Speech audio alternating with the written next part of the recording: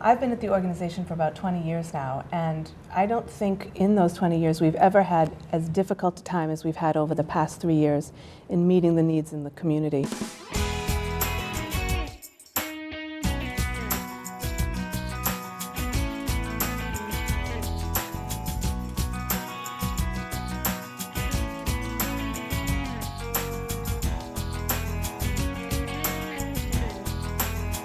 Hello everyone, I'm Eszter Vajda. Thanks for joining us and welcome to Hometown Talents and Treasures. Our goal is to introduce you to citizens who in their own unique way contribute to the betterment of society.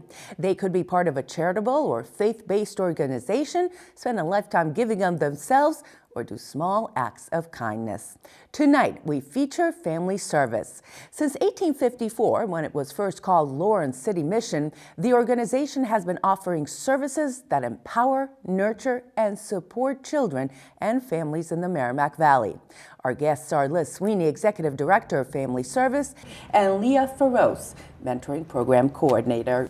Ladies, welcome. Thank you, Esther. It's great to be here. Family Services, Liz, has grown immensely, especially in the past 10 years. Obviously, since 1854, lots more services offered. Speak specifically about what has happened to Family Services in the past 10 years. Well, as you mentioned in your introduction, we've been in existence since 1854, so about almost 160 years now. But I think you're right. Over the past 10, maybe even 20 years, I think we've just exploded in what we've done. The organization, our mission, is really to help children and families overcome obstacles, and we give them what they need to reach their full potential. So it gives us a wide area of ways to help people. We really break it into 3 areas of service. The first being our children, and we'll talk a little bit more about our mentoring programs, but we do a lot of youth development and youth-focused programs. The second area is our parent education programs, and then the third area is our mental health and wellness. So in terms of growth and expanding, we have had the pleasure of taking over 4 smaller organizations that have had their challenges, but were a good fit with our mission. So about 10 years ago, for the first time we did that, and it was the CASA program, which stands for Court Appointed Special Advocates. 6 years ago, we took over the Big Brothers Big Sisters program of Greater Lawrence, which is mentoring, and the Stand and Deliver program, another mentoring program. And then the Samaritans program was also has come under our auspices within the past 7 years, and they do suicide prevention. And through the years, as the rest of the country and the world has experienced economic downturns, how have you seen the need change? I've been at the organization for about 20 years now, and I don't think in those 20 years we've ever had as difficult a time as we've had over the past 3 years in meeting the needs in the community. I mean, our organization serves Greater Lawrence specifically, as well as some other towns in the Merrimack Valley, but really Lawrence is the main area that we focus on. We have seen increased need as people lose their jobs and people struggle financially. We have seen less dollars going to support programming, so we've had to cut back on how much service we can offer.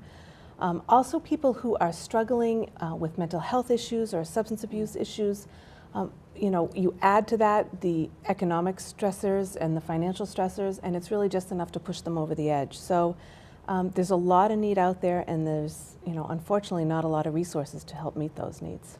What are some of the areas you say that you needed to cut back on services? What are some areas that you wish you could put more resources in? I'm guessing you'll say all, but one specific that you're seeing the need that it's just gone through the roof, and you wish you could put more into it. Well, at Family Service, we don't do what I think of as handout programs. I mean, we're not giving people food or shelter or clothing or housing. What we are doing is helping people overcome obstacles and challenges in their lives. So, we work with kids who are struggling to stay in school, who have, working hard to avoid risk behaviors like pregnancy, teen pregnancy, and drugs and alcohol, or gang involvement. So, trying to, put all of our dollars into one area, I don't even know if I could say. I would definitely say our mentoring programs, we have, and I think Leah will speak to this a little bit more later, we have kids, 100+ kids on a waiting list, and not enough resources to meet that need. We've had to cut back in our clinical services. We've had to cut back in our grant-funded programs that provide services to pregnant and parenting teens. I don't know if I could narrow it down to just one area. It's really across the board. Leah, 100 kids on a waiting list for mentoring, that's pretty significant. It is. So is it because you're seeing an increase of children or less mentors out there, a combination? I think it's a combination of both, yes. We have seen an increase in the children who are referred to the program who could benefit from a mentor, and also a decrease in the people who feel like they have the time and the energy to volunteer to be a mentor. Now, I was fortunate to be at your Bulla Strike for Kids event that was meant to raise money for mentoring. Talk a little bit about that event, where the money goes specifically. Well, the money raised from Bulla Strike for Kids goes directly to the youth mentoring programs at Family Service. So it helps us to, in the process of creating a match. So we interview the potential mentees, the children, the parents, the mentors. We have a screening process, a training process. So there's a lot that goes into making a good match. And we train the mentors.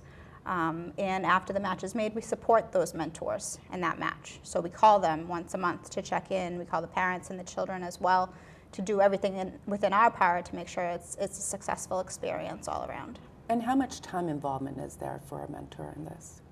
The commitment is an hour and a half to 2 hours once a week, or 3 to 4 hours every other week, depending on what everybody's schedule is like. And it is for a year.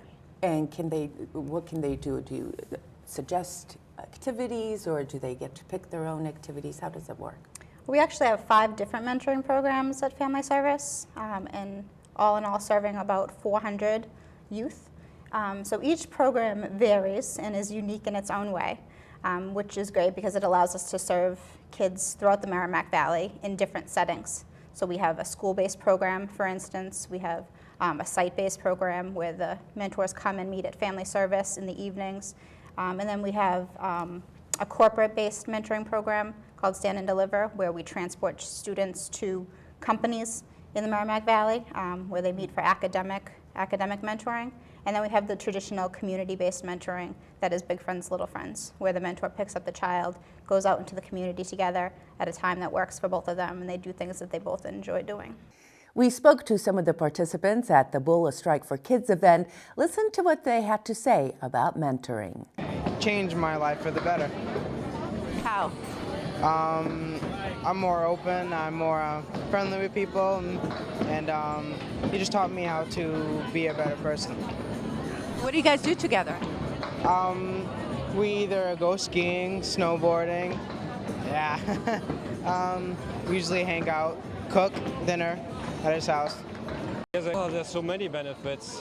Very often when I get stuck in my job and I'm fed up with the world, we spend some time together and everything is forgotten. So all the stress is gone. So he has actually a very, very good impact on my stress level. He's been through a lot when we moved here from Dorchester to Haverhill, and since he met his mentor, his self-esteem improved. He went on trips that he never went on before because I'm a single parent. And Jorg is his mentor, and I think he filled a big gap in Alex's life. I interviewed one of the kids who's benefiting from mentoring at the Bulla Strike for Kids, and he was just elated about being involved with his mentor, and they were doing fun things like snowboarding, and they cooked together. And I spoke to his mom, and she said she's seen a significant change in her son. He has more self-confidence, his grades are better.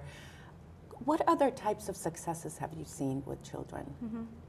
Well, there's been a lot of research throughout the country on mentoring and the benefit that it has on youth. So, like you mentioned, kids who have a mentor are more likely to have better self-esteem, do better in school, be less likely to engage in risky behaviors, such as alcohol or drug use, and they have a better overall outlook on the future. So having been involved in this mentoring program for about 8 years now, I've seen a lot of really successful stories where our commitment is, for a year. Most of our matches last far beyond a year. Little brother Daniel, who is not little anymore, he's now 22 and at the University of Pennsylvania, but we were matched 13 years ago, and I saw him from the age 9 all the way through 18. And he's now in college and on a full scholarship for neuromedical science, plans to get his PhD. So the whole mentoring program has just been phenomenal. Fun thing for me too is talking to those mentors that they benefit from this too. Absolutely. That they get something out of this. Talk a little bit about, people watching, they may think this is a burden of giving an hour and a half to get, but actually it's really makes you feel good. Talk a little bit about that. It really does. It's beneficial for both the mentor and the child. A lot of our mentors end up saying that they feel like they get more out of the experience than their mentees do, and that it's a lot easier than they would have expected. It's just being a friend to a child, just being somebody that they can count on and look up to. You don't need to have any special skills or talents. Just spending time with them and being somebody that is there for them. I love that. I mean, really the most important thing you can give anyone is your time, and how simple can that be? Some fundraising events like the mentoring, like the Bullet Strike for Kids, and now Rhapsody is coming up. Absolutely. In May. It's our signature event. The signature event. Talk about Rhapsody and what it's all about.